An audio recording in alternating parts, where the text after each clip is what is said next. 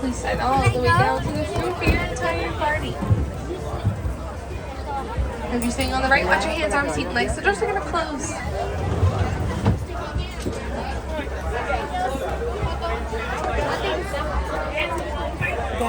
Asante Sana word, that means thank you. And here in Harambe, we like to say twin day, and that means let's go. Jolly good friends, and welcome.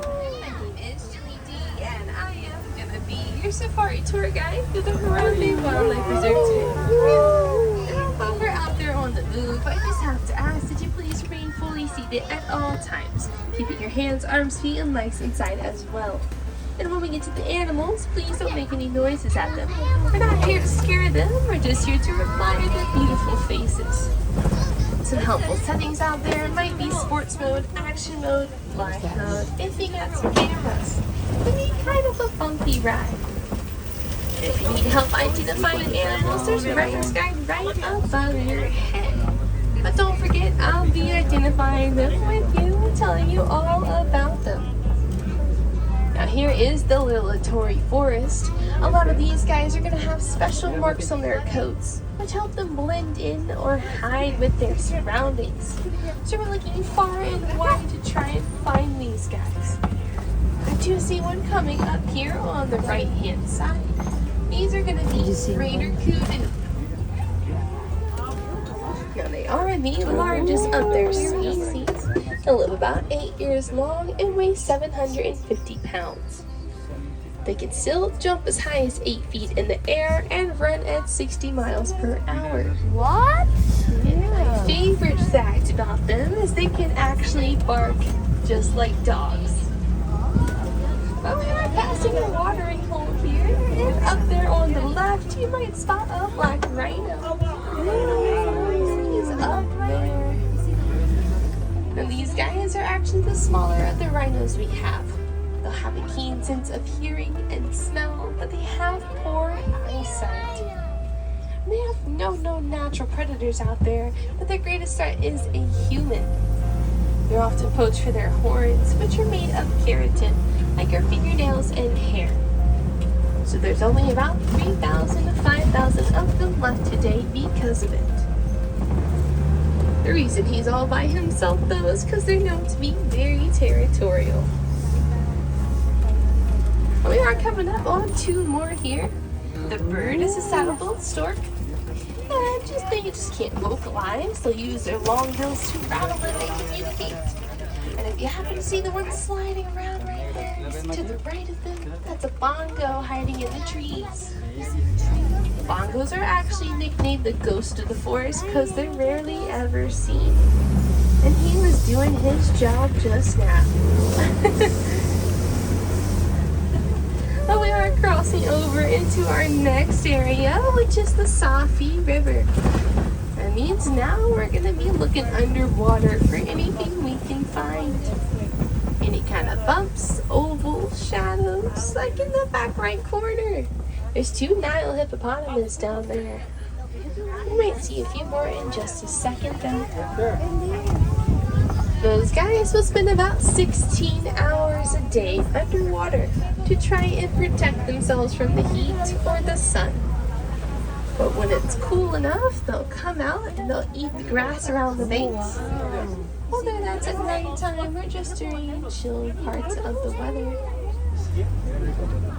And those guys do also have pretty large incisors of 18 inches, but those are mainly used for defense. Because like I mentioned, they do only eat grass. Now there's also going to be some pelicans there, and those are the pink-backed pelicans. They're the only ones of their species who are actually known to nest in trees. They'll usually nest in groups of up to 500 at a time. And they actually do get their name because their skin will turn pink during mating season. Males will turn a much brighter pink to try and impress those females, lifting up their wings to show off. And then when they lay their eggs, both mom and dad will take turns incubating them for about 30 days. Kind of like my friends down there, the Nile crocodiles. Wow. Now these guys have incredibly powerful jaws. Oh my and can eat up to goodness, half look at their that. body weight in one sitting. But they are the largest species of crocodilia. They weigh about 500 to 1,600 pounds. There's some over there.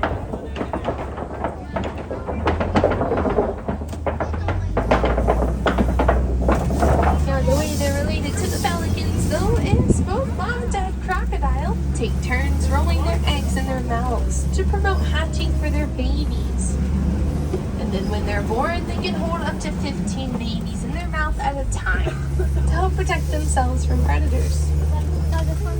They even have a way of closing off their throat hole so the babies don't slip somewhere they're not supposed to be. But while we've passed so many water sources, there's one more here on the right-hand side in a different formation. That is a big baobab tree there. They're nicknamed either the upside-down tree or the tree of life. They look like that because they're leafless up to 9 months out of the year. They only get leaves in the wet season, and throughout the dry season they'll hold water in the base of their trunk to stay alive. Animals can come up and poke holes in it to drink, because out here in the wide open savanna, there's not near as many water sources for these animals.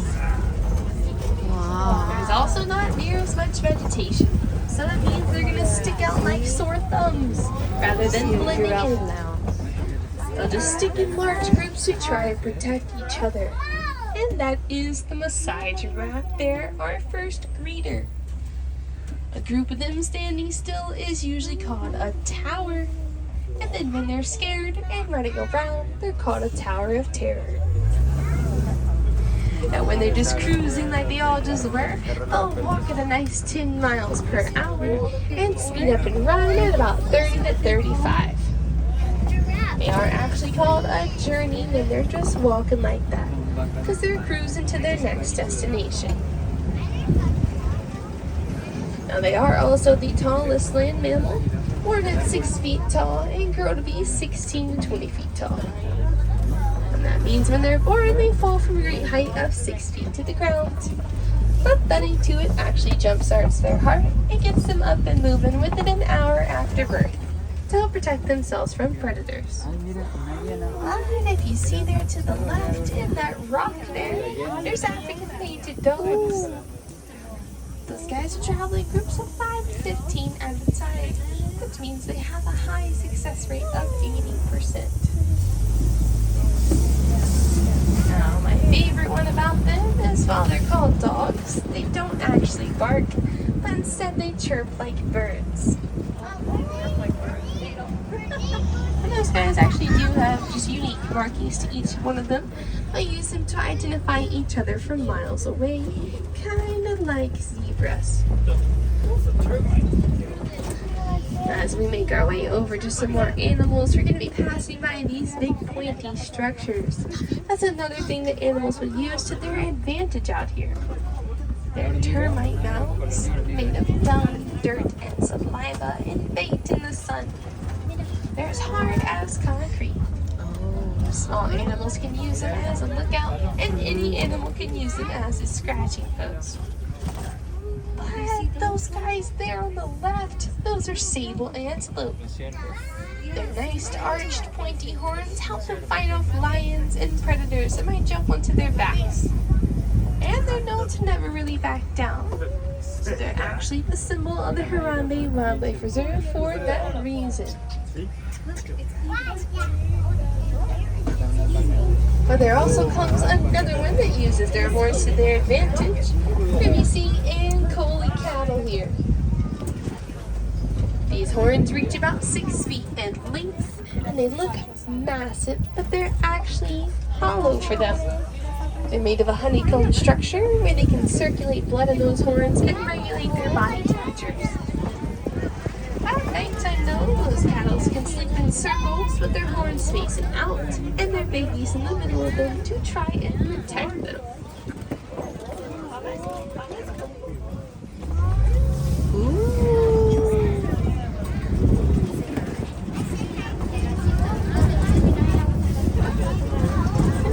Looks like we are coming up on that zebra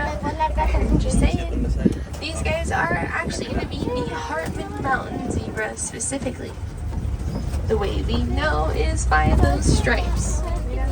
While zebras have stripes unique to each one of them, where their babies will use them to identify their mothers while they grow up, we can identify their species by their stripes, because each one will have a different stripe layout. Some of them can be closer together or wide apart, like these guys. We are also passing by those wildebeests, though, which are gray bodies. Those guys will travel in large, densely packed herds of 1.5 million. Now, they get their name from the Afrikaans word wild beast, and then when they go stampeding, you can see them from outer space because of how much dust they kick up. That does mean, though, that they're overturning all the soil they pass by, so they help for more vegetation to grow later. And those guys do eat so much themselves, they help stop the spread of wildfires because of what they eat.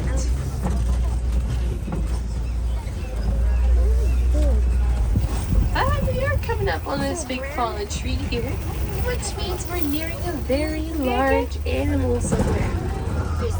You might be able to see him off to the right there.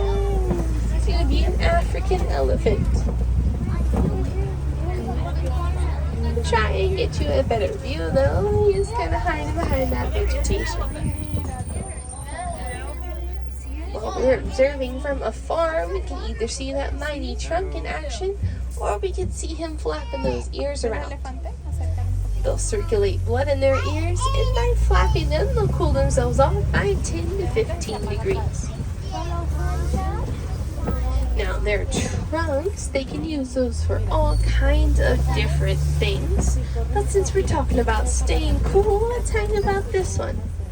If you notice, he looks a little dirty.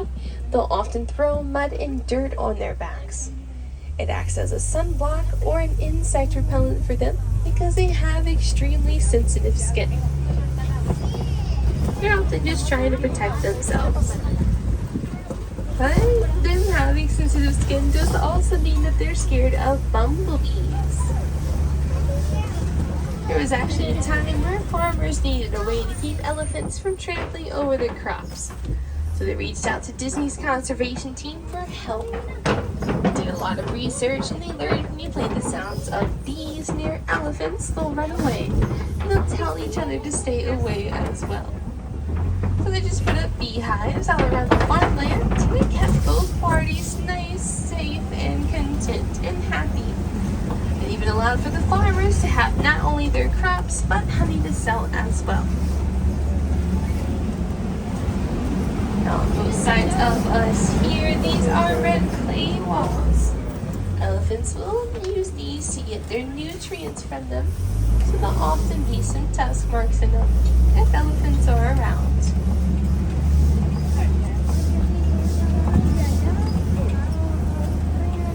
Now we are going to be seeing quite a few more out there on the left. And since there are so many, we can't assume that they're talking to each other, though we can't hear them. They'll communicate in vibrations, sending them out through the ground where they can be heard and understood by other elephants up to 5 miles away. They use it as a form of day-to-day communication or when there are dangers out there to warn each other without being vocal. Now these are specifically the African elephants. If you happen to see the shape of their ear, that's actually why, because it looks like the shape of Africa. There's also 2 fingers on the tip of their trunk, which help them pick up vegetation. If we were looking at Asian elephants, they would only have 1.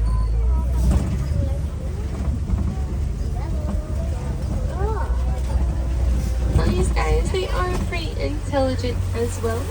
If you do them right or wrong, they'll remember you just by looking at your face for a very long time. Johan, smile. They'll often recognize you.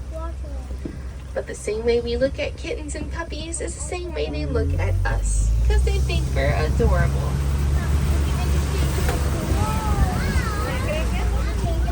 Here on the left, these are Specifically, they're the greater flamingos, which means they're the largest of their species. They're also the lightest pink, which is why they might look that whitish color. If you see the gray ones out there, those are actually much younger ones. They're born as gray puffballs, and they'll get color from beta carotene and brine shrimp that they eat. Just takes them a very long time. They're already about 3 to 4 months old, and they won't have color for another 2 to 3 years.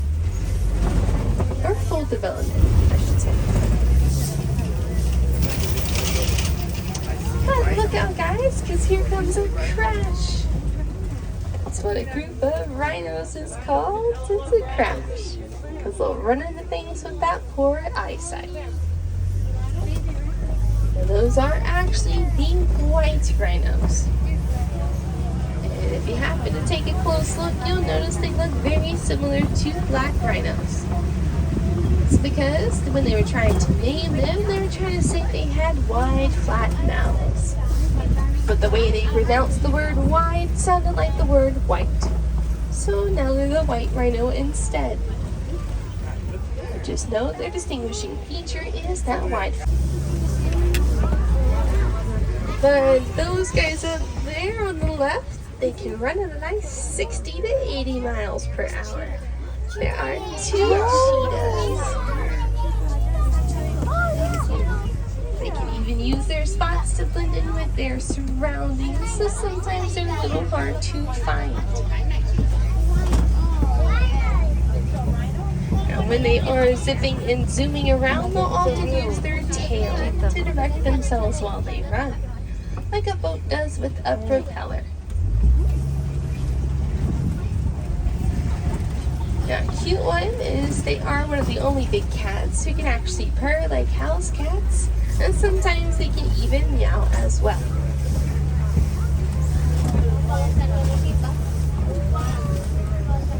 We are going to be passing these giant rocks here. These kind of work like the termite mounds. Large animals can jump on top of these to have a lookout point. They're actually called copies, just really large rock formations. I'm not sure if we're gonna find them up there. Sometimes they're sleeping in the middle, or you just can't see them. We're gonna try a little bit harder when we round this corner, but I'm not sure. Oh, there it is. Look at him. He's walking. You can kind of see him by his head.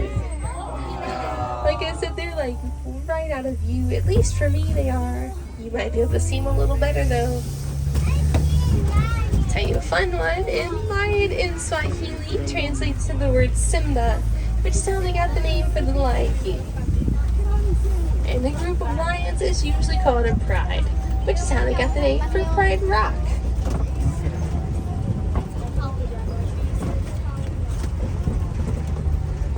And we are coming up on 2 more things here. There's going to be some ostrich eggs on the ground, but also my friend Sebastian. That's a bottabok right there. A reserve like this one's one of the only places you can really find one anymore. See, he's sleeping right in the middle.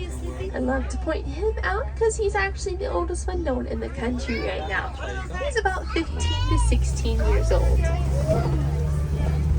And the reason why they're not so easy to find anymore is they were nearly wiped out a while ago. They were down to about 17 left in the country that we were actually aware about. But they saved themselves. They wandered into farmers' land where they fenced them in and kept them as pets. But we've now raised their numbers back up to about 3,000 today. Small numbers, but a great improvement for those guys.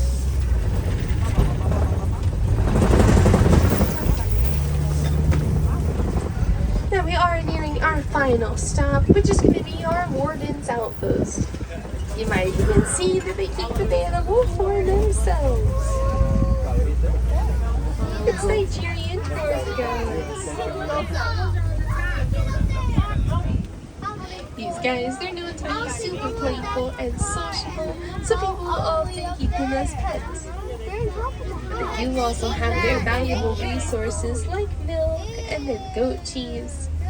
People who keep them will often go and sell those to make profit, which is what helps them get by out there. Now the goats themselves are actually born without upper teeth, but they still manage to strip their vegetation down pretty greatly. They'll even have 4 chambers in their stomach which help them digest all that hard vegetation. But passing by them means we're at the end of our journey. So if you heard any cool facts today or took any good pictures, feel free to go home and share that with your family and friends. Just remember, while you are doing so, you are spreading awareness for those animals, which is what we love to do here in Animal Kingdom. Because while it's really fun to look at them, it's also really great to know that they are endangered. And they're losing their homes every single day, from deforestation or landscape changes, which truly makes humans their greatest threat. So we need to find ways to start helping them. While spreading awareness goes pretty far, you can also reduce, reuse, and recycle. Whether you're at home or whether you're out and about.